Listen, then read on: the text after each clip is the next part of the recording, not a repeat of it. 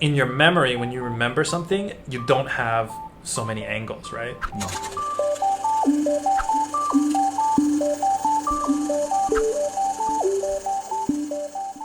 Hey everybody, I'm Nick. I'm a director living in Taiwan. Hey everybody, I'm Luke, a cinematographer living in Taiwan. And today we're talking about the Hou Hsiao-hsien film 3 Times. 最好的时光.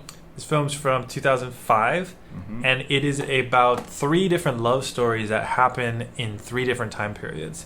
And it's very interesting because they use the same actors in the 3 different time periods, and they show their kind of similar love stories across these 3 different time periods. So the first is 1966 in Kaohsiung. The second is 1911 in Dadaocheng, which is like Taipei, right? Taipei. And then the third is Taipei in 2005.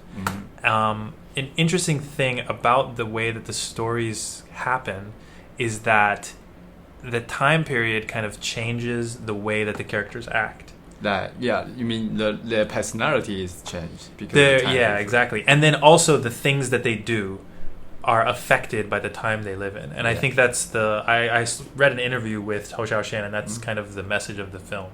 Is like, we are part of our time period and part of our surroundings. So even our love and the way that we love each other is affected by our environment and our kind of social situation. But so the essential of love is still the same. You still fall in love with someone. Like, everybody will fall in love, and that's like your unique thing that, like, between 2 people. But then what happens between the 2 of you is kind of dependent on your time. Because like the first one is more innocent, right? Like the 60s is more innocent. They have like this really kind of very innocent love, writing letters. And then the climax of it is that they hold hands, and it's like this big moment. And then the next one is like the woman is trapped as working in like a, I don't know what you call that kind of place. 有点像是我们说的艺院，就是青楼。It's like a entertainment for the rich. Tea place where like women play music for rich people.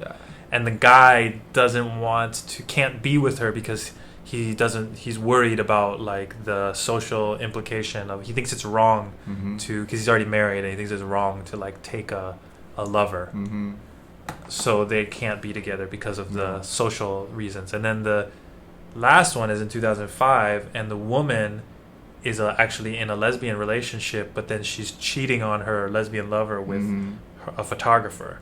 So I think what he's trying to say is like, there's like the innocent time, there's like the socially controlled time, and then there's the time now, which is like too much freedom that nobody knows what to do with it anymore. Like, you can do whatever you want, but you're also more complicated. It makes everything complicated, and it makes everything difficult because there's so much freedom. Because you have so freedom to do choice. But those choice can somehow be a problem. And like, you're stuck by your freedom, kind of, you know. Interesting. Like, you get, basically there's nothing to trap her anymore. Like, she has no social pressure, no there's no like worry of being like not innocent or whatever, but she traps herself by being like, oh, I'm dating this person and I want to date this person. She makes her own trap, kind of. Interesting. I don't know, that's just kind of the way that I thought about the 3 stories. I think the themes of all of them are really strong. And what did you think about the cinematography? But DPP is the most famous cinematographer in Taiwan, and he always able to deliver very beautiful image with easy and smooth camera movement. Not very fancy, complicated, like moving around. It's just only slow pushing or push up, or to the even side, not track to the side. Or even not move at all. But focus on the lighting, the color, the balance, the way the go to. So very enjoyable when you watch this movie, and 3 different times, and give you 3 different experience of images. Like he does a really good job as a cinematographer of separating visually the look of the 3 different time periods. Like I think that's a really key part of the movie to make it work, is that the 3 times need to look very different, right? And give you a different emotional feeling, because there's the emotional character interactions, but then the look of the film kind of mirrors the way that the characters are. Yeah. So if you don't have those 3 separate looks, I don't think it works as well. So they serve the story very well. Yeah. I think that Hou Hsiao-hsien and him working together is of course a great thing, because they made Millennium Mambo, which we reviewed. And I think that they do something which I think a lot of people who watch it, if you're like a filmmaker, you should be careful of, which is like they're so good at doing something so simple that if you try to copy their style, it will probably not turn out well for you. You know what I mean? Because they're so good that they're able to just like, there's the very first one, they're filming a pool hall, and he uses only one angle for the whole, like that whole scene. Yeah. Like anytime they return to that location, it's the same angle. Yeah. And it's like, he has to be so good to be able to show you only one angle, only one section, and it's like, it's not even like you don't see that much of it. No. It's like the corner of the table. Only and like he'll zoom in and be like zoomed in, but it's still from the same angle. Yeah. And it's like, if you try to replicate that would be really tough. Like you have to really make sure the image is perfect, the lighting is good, the acting is good. Like everything has to be right for that one thing. Otherwise, to work. you will be looks like a cheap TV series shows, right? Yeah, totally. It would be terrible. Like the angle. Also, he picks like an interesting frame, right? So the frame is already really good. Yeah. So you can't just like. So if you're like, you think like, oh yeah, I want to make like a Hou Hsiao-hsien style movie. You got to really know what you're doing to be able to pull off like one angle. Not just what you see. Yeah. Not just as simple as what you see. Exactly. Yeah. So it's something that's deceptively simple, I think, as a filmmaker. I think he that would be a good like way to describe his films, is like they're deceptively simple. Like you think like, yeah, he just sets up a camera, does a long take, one angle, whole scene, whatever. I could do that. Where you're like, no, you couldn't. No, definitely not easy. One interesting fact about this movie is that it's 3 time periods, right? And the original idea was that it would be 3 different directors. Oh yeah? Yeah, but they couldn't get the funding for the other directors, I think. I think that was the problem. So because he's the most famous, he had to make it himself. Okay. Because like I don't think they had the money to pay 3 different directors. So he was like, okay, I'll just do it. So it's still 3 different stories combined together, but directed by 3 different by him. But only he was supposed to only do one of them. There were supposed to be 2 other directors doing the other ones. And part of me actually thinks that might have been a little bit better, because you would have gotten even more separation between the time periods to give even more of a feeling of difference. Definitely. Because I think one of the things that I have a criticism is that his style is so unique. Right. Even different times, you can still tell, okay, this is his work. And it blends together. And he tried, I think, to do things that were separate in each one, like the middle time period, the 1911 one. He made it like a silent film where there's no dialogue, like all the dialogue is written on the screen.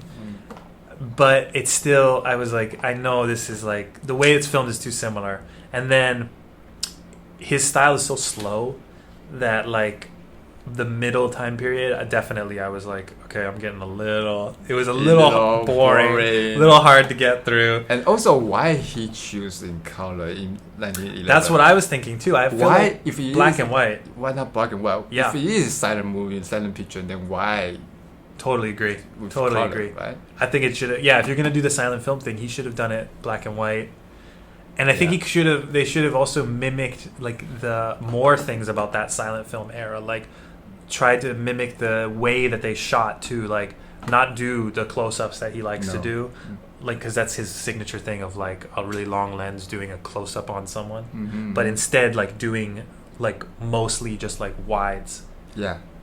The middle one, although I think it's the most boring, also has the strongest theme, because it's about it's set in 1911, which is right when Taiwan Japanese was trying to get independence, right? Yeah, because of the Japanese taking over the control. Yeah. Because of the Qing dynasty is losing the world, so Taiwan is kind of cut through to the trying Japan. to get out separated from the Qing dynasty, right? Yeah. So Japanese come in and then they wanted to defend themselves, right? Taiwanese people.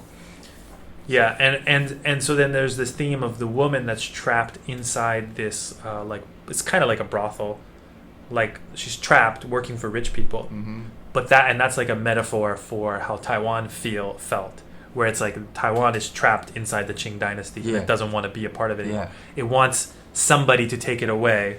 It needs the help of a rich person, which would be Japan, right? Yeah. And she needs the help of the rich man to kind of buy her out of the the Qing government, or like the brothel, and so it's like kind of a parallel. There's a metaphor in political, of course. So I think that is the most interesting one, like the most clear metaphor, but also it's the most boring of the three. Scenes. So they kind of balance each other. Right? Okay. Yeah, I like the other two stories more, but I don't quite know what the exact themes are of the other two. Maybe it's just simple love stories. Maybe that's why it's better. Yeah. I think which one of the three was your favorite? Well, for me, actually, the first one I would like to the most. Yeah, I agree. Even though it's probably the most simple and slower one. Yeah. But still made me feel, oh my god, just totally get through. Like I living in that area. Yeah. That era, like I was the guy, like kind of mid. Yeah, you feel like a part of that situation. Yes, it's so you can brain into it right away. Yep. So 100%. Yeah. Like that one is so good because it gives me the feeling of. It just reminds you of like this memory you have of the past, where you think back on like, oh, I remember that time period when I used to go to the pool hall all the time and hang out, and I met this girl and I fell in love for the first time. It's like, it's like like the memory of your first love. It's just like, and there's so many little things about it of like, I gave her the letter, and then I couldn't find her, and I went on the bus for all day, and I went and found her. And you really need some commitment to find love. Instead of just texting to someone, like cell phone nowadays, you can easily connect anyone you want to. But back that era, you really need to. Okay, I make my mind to having a relationship with someone, and you have to really put effort on it. Yeah, and which is very, very fascinating. Yeah, so I think. Part of the reason why he uses the single angles, Hou Hsiao-hsien likes to do that, is because I think he likes the idea of film as memory. And in your memory, when you remember something, you don't have so many angles, right? No. Like you have if I had a memory of when I used to go to the pool hall, it's probably one specific image in your brain, right? Right. You probably don't have like tons of it. It's not like 3D around, like you remember walking around doing all this stuff. You just remember, you have a picture in your head of what it looked like. Yeah. And because you have only one eye and you are only one person. Yeah. You are not simultaneously in different space, different angle. Yeah. So only one image, like pictures, taking pictures, brain into your memory. Yeah, and so I think that really works the best in that first one. Yeah. But then I think the other ones would have been a little better if they used a different kind of technique to kind of show maybe different perspectives on this idea of a relationship. Yeah. So, but I mean, obviously it's a fantastic film. A lot to think about. The acting is great. It stars Suchi and who's the Zhang Zhen. Their chemistry is really good. All right, so check out 3 Times. Thank you for requesting this film. I really enjoyed watching it. And if you have any other films that you'd like us to review, please write them in the comments. It takes us a little bit of time to get to it, but we always do. Yeah. So thank you for your requests, and thank you for watching. Like, share, subscribe, tell your friends. Bye-bye. Bye.